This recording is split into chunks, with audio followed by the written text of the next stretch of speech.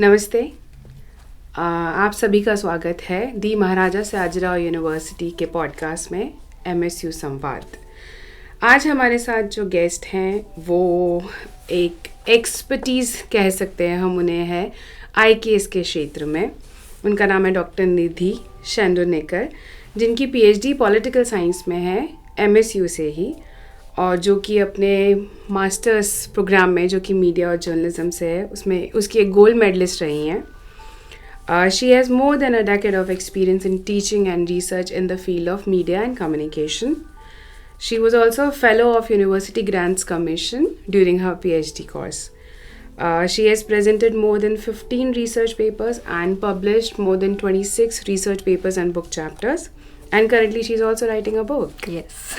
Her interest areas are research, social science, human rights, political science, gender, and obviously IKS, and anything which is related to India.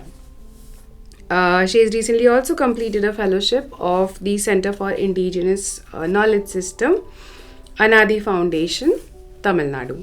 Ma'am, we welcome you. Thank you. Namaste. So, as आपका expertise है IKS के अंदर and social sciences, political science, आज हम आपसे बात करना चाहते हैं IKS के बारे में. बिल्कुल. So, ma'am, what is IKS? IKS क्या है? सबसे पहले तो MSU पॉडकास्ट, MSU संवाद के सभी श्रोतागणों को मेरा सप्रेम नमस्कार. IKS यानी कि इंडियन नॉलेज सिस्टम, अगर बहुत साधारण सिंपल भाषा में हम समझना चाहें तो IKS भारत का ज्ञान भंडार है. It represents the repository of ancient India's knowledge in different fields like philosophy, science, mathematics, art, architecture, language, performing arts, fine arts etcetera. जैसे कि हम सब जानते हैं, भारत एक पुरातन संस्कृति है. It's a very very ancient civilisation and it's the oldest surviving civilization in the world, the oldest surviving pagan civilization in the world. So जब भी कोई बहुत पुरानी संस्कृति होती है तो उनके पास बहुत सारा ज्ञान का भंडार होता है, बहुत सारा विजडम होता है. तो उस विजडम के भंडार को, उस ज्ञान के भंडार को IKS कहा गया है. और जब इसकी हम सिस्टमैटिक स्टडी करते हैं, अकेडमिक दृष्टिकोण से, साइंटिफिक दृष्टिकोण से, हम ये समझने की कोशिश करते हैं कि भारत ने विश्व को क्या दिया है. What are ancient India's contributions in different fields? What was ancient India all about and what were the thoughts and philosophies of ancient India?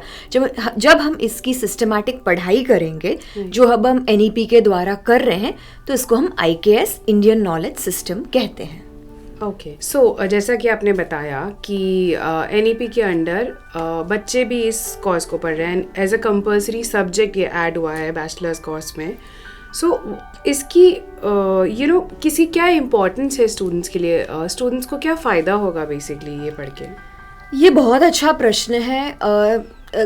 किसी भी देश के नागरिक अगर अपने आप को न समझ सके तो वो कभी भी परिपूर्ण नहीं हो सकते. उनका कैरेक्टर कभी भी कंप्लीट और फुलफिलिंग नहीं हो सकता.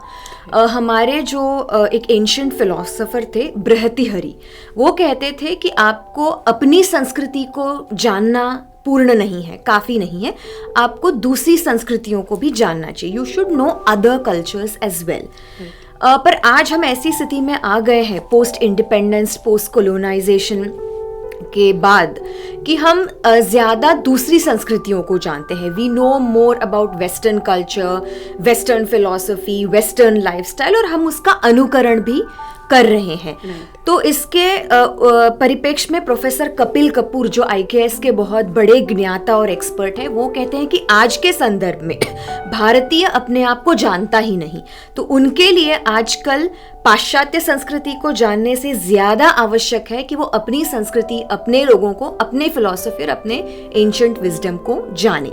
आप देखेंगे China, Korea, Japan, Brazil, Europe, ये सारी संस्कृतियां जो हैं वो अपने विद्यार्थियों को अपनी संस्कृति के बारे में पढ़ाते हैं। सो एनईपी में इस विषय का जो पूरा इंटीग्रेशन है, समावेश है, वह बहुत ही महत्वपूर्ण है, क्योंकि अगर भारतीय बच्चे, भारतीय स्कूली बच्चे, विद्यार्थी, कॉलेज के बच्चे अगर वह भारत को अच्छे से जानेंगे तो वह आगे जाकर भारत की यश गाथा में एक बहुत महत्वपूर्ण हिस्सा ले पाएंगे, भाग ले पाएंगे। इसीलिए एनईपी में इस विषय को समावेश करना बहुत ज़रूरी है। ये बहुत अच्छा कदम है and it is also very important from the prism of decolonisation. आज हमारी जो मानसिकता है it is influenced by colonise thought, by western thought. So इसको धीरे धीरे निकालने के लिए और हम अपने तरीके से सोचने लगे, भारतीय ढंग से सोचने लगे, इसके लिए आईकेएस का समावेश एनईपी में एक सराहनीय कदम है। राइट, सो यस, अपने आप को जानना तो सबसे ज़रूरी है ही, बट ये स्टूडेंट्स को आगे करियर में कैसे हेल्प करेगा मैम?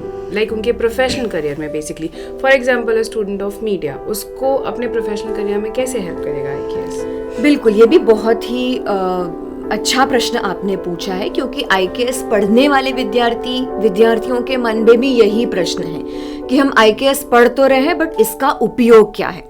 पहले हमें ये समझने की ज़रूरत है कि भारतीय परिप्रेक्ष्य में एजुकेशन ये कोई कमोडिटी नहीं है। It's not a transaction between a teacher and a student. So हर कुछ जो पढ़ा जाए उसका एक मॉनेटरी वैल्यू हो, ऐसा ज़रूरी नहीं है। बट अगर आप आईकेएस पढ़ेंगे तो आप जिस भी क्षेत्र में काम कर रहे हो, वो कंप्यूटर इंजीनियरिंग हो, लाइफ साइंसेस हो, आर्टिफिशियल इंटेलिजेंस हो, मीडिया स्टडीज हो, परफॉर्मिंग आर्ट्स हो, इसमें आपको ज्ञान होगा। You will recognise, you will appreciate कि भारत के पास कितना सारा ज्ञान का भंडार था और उसको आप अपने कार्य में, अपने प्रोफेशनल स्पेस में भी उपयोग कर सकते हैं। उदाहरण स्वरूप, अगर कोई आर्टिफिशियल इंटेलिजेंस में काम कर रहा है, अगर कोई मैथमेटिक्स में काम कर रहा है, तो फॉर एग्जांपल अगर वो केरला स्कूल ऑफ मैथमेटिक्स के बारे में जानकारी रखता है, तो मैथमेटिक्स को लेकर क्या प्रिंसिपल्स थे एंशिएंट इंडिया में, उसका उपयोग आज भी थियोरीज, पोस्टुलेट्स बनाने के लिए, कॉन्सेप्ट्स बनाने के लिए, डिस्कवरीज करने के लिए उसका उपयोग किया जा सकता है। हमारे जो प्रिंसिपल्स थे एग्रीकल्चर के, आर्किटेक्चर के, उनको हम आज भी वस्तु स्थिति में लेकर उसको एक रेलेवेंट बना सकते हैं, उसका एक मॉडर्न रेलेवेंस हम देख सकते हैं। मीडिया के विद्यार्थियों के लिए आईकेएस पढ़ना बहुत ही आवश्यक है, क्योंकि मीडिया के विद्यार्थी दूसरों को सोचने की दिशा देते हैं। वो नैरेटिव सेट करते हैं, एजेंडा सेट करते हैं, देश की दिशा सेट करते हैं, देश का डिस्कोर्स सेट करते हैं। अगर उन्हें अपने देश के बारे में नहीं पता होगा तो वो भी एक कॉलोनाइज्ड डिस्कोर्स सेट करेंगे। इसीलिए विषय कोई भी हो, सब्जेक्ट कोई भी हो, विद्यार्थी कुछ भी पढ़ रहा हो, उसमें आईकेएस एलिमेंट बहुत ज़रूरी है। और क्योंकि आईकेएस एक मल्टी डिसिप्लिनरी फील्ड है, आप कोई भी विषय लें उसमें आईकेएस का मॉड्यूल ज़रूर चुनें, ज़रूर पढ़ें और भारतीय होने पर गर्व महसूस करें।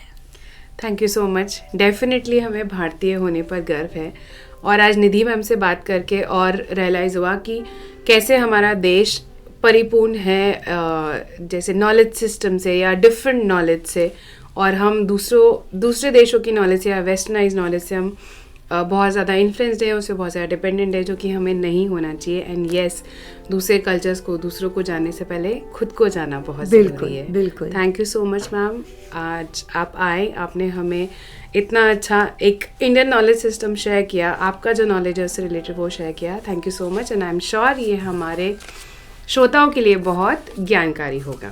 Thank you. धन्यवाद।